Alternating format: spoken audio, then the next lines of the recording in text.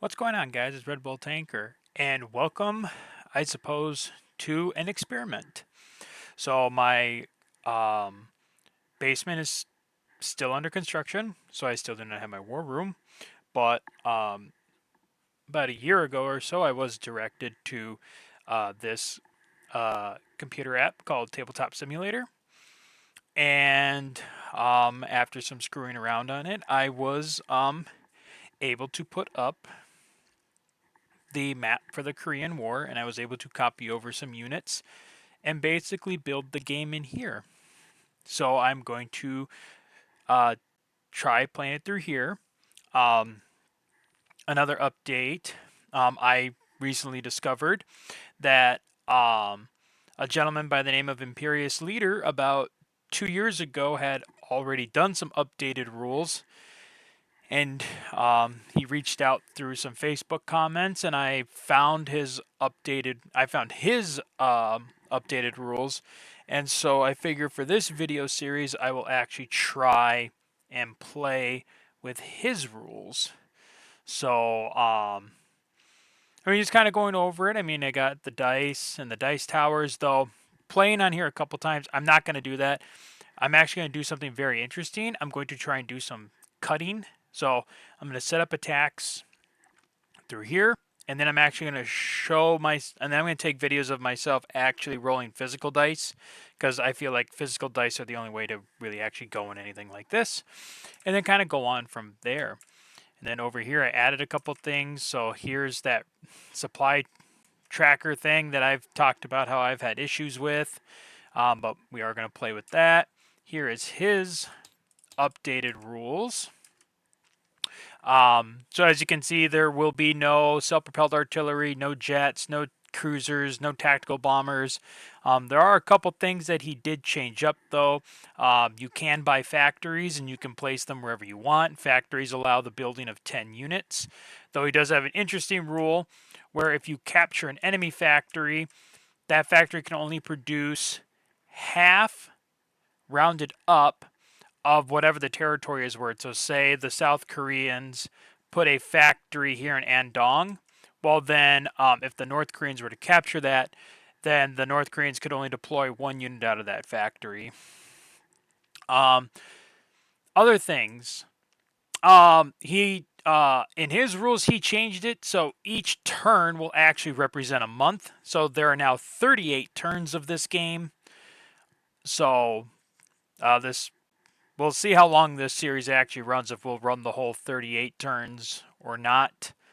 Um, Other things, no blitzing. That's going to be a thing, so there won't be any blitzing.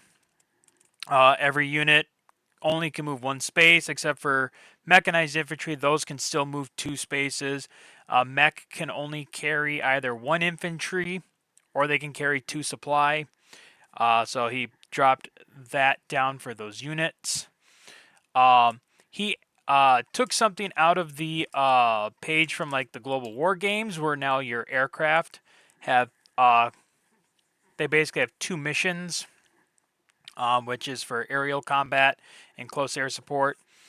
Aerial combat will occur primarily if the enemy decides to scramble aircraft, which, according to which to his rules, say the North Koreans are attacking Incheon, and I have fighters in Seoul, and I want to scramble those fighters, I can do that. So you can scramble from adjacent territories, and then from there, whatever aircraft are coming in, you have to decide who's going to fight the aerial combat, and then who's going to support the ground support operations. And then once the aerial combat is over, you kind of go from there, depending on who sort of wins that uh,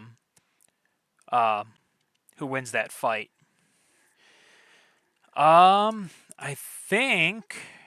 Oh, other change. Anti-aircraft guns. Instead of just rolling 3 dice for one anti-aircraft gun, an anti-aircraft gun gets to shoot at every single aircraft that flies over. So that is something else for that.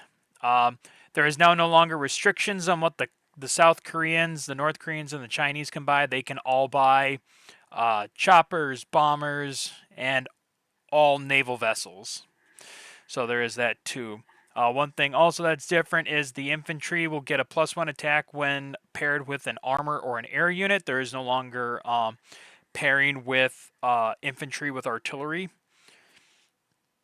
Excuse me. And I think that's pretty much all the key differences that I can think of.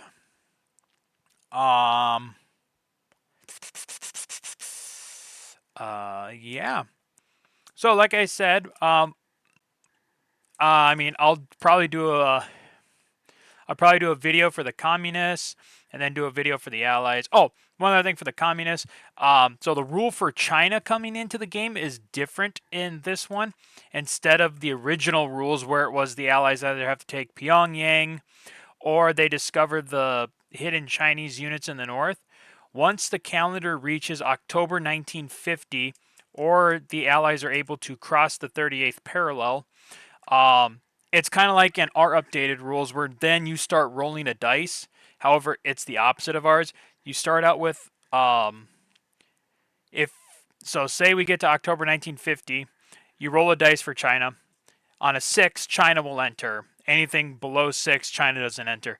And then with each progressive turn, a +1 modifier is added. So on November 1950, 5 or 6 brings China into the war. December 4, 5, 6 brings China into the war, and so on until China actually effectively joins the war.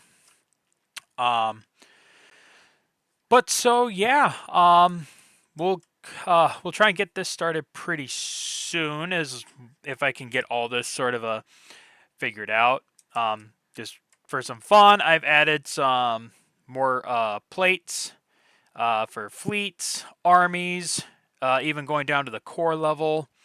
I even went down on some of the U.S. Infantry units for all the divisions that fought in Korea, and even like going all the way down to the regimental level.